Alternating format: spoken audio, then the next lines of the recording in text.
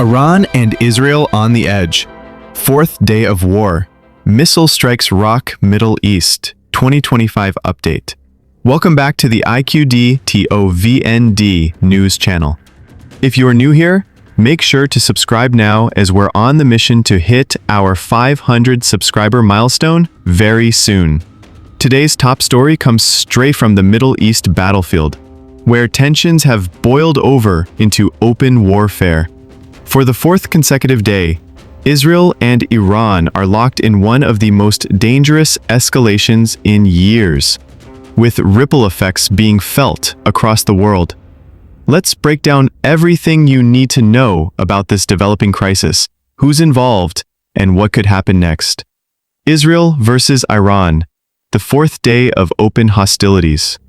In just the past few hours, Israeli Defense Minister Yoav Gallant delivered a chilling warning. The residents of Tehran will pay the price for Iran's attacks on Israeli civilians. According to Israeli sources, 24 people have died due to Iranian missile strikes since Friday. 8 of those deaths occurred just overnight, from Sunday to Monday.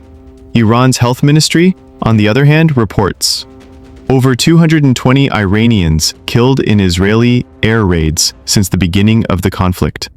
And now, the stakes have been raised dramatically. Precision strikes on both sides. Israel has claimed it, targeted a command center of Iran's elite Quds force in Tehran, launched airstrikes on military facilities across central Iran, struck Houthi missile bases in Yemen, Iran's regional ally. Meanwhile, Houthi rebels have responded by firing more missiles into Israel, setting off air raid sirens in Tel Aviv, Jerusalem, and Haifa. BBC journalists on the ground captured visuals of missiles streaking across Jerusalem's sky. Fires and explosions near Haifa's oil refinery and major port infrastructure. Missile impact in Tel Aviv. Ground report from Hugo Bachega. In Petah Tikva, north of Tel Aviv, BBC's Hugo Bachega stood amid rubble, giving us a first-hand look at the destruction.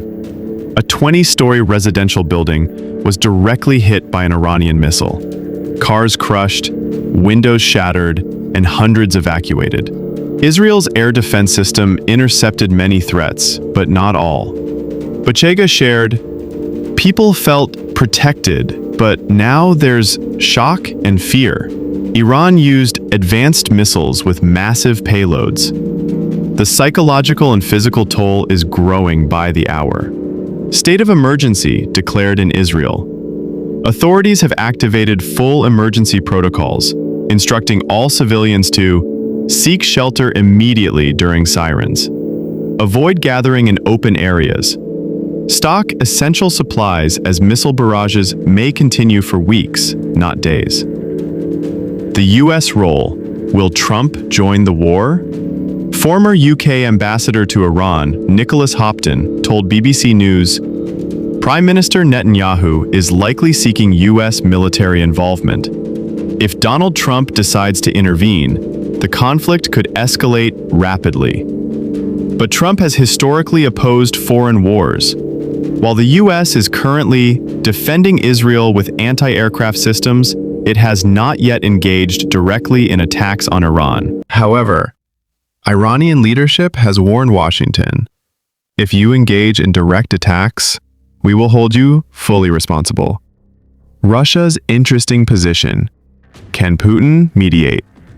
While Russia is militarily tied up in Ukraine, President Vladimir Putin maintains tactical alliances with Iran, holds dialogue channels with Trump-era U.S. officials.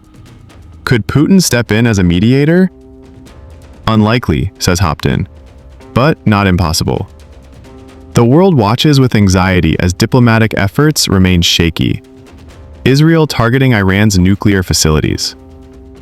Israel claims that the entire operation is to dismantle Iran's nuclear program, disrupt military command and control centers. However, Iranian officials insist they are responding to aggression. Civilian areas in Iran have been deliberately bombed, The death of Mohammad Kazemi, head of Iran's Revolutionary Guard intelligence unit, confirms that Israel's targets include high-value military leadership. Regional tensions flare. Yemen, Lebanon, Syria join in. This war is no longer just Israel versus Iran. Houthis in Yemen are now launching missiles. Hezbollah in Lebanon has threatened action. Syrian airspace is seeing heavy military movement. The Middle East is at a tipping point, with the possibility of a full regional war. On the ground, what people are saying. From Tel Aviv to Tehran, here's what citizens are reporting. We never thought the missiles would get through our defense systems. We just want the bombs to stop. Both sides are killing civilians. Who's going to stop this?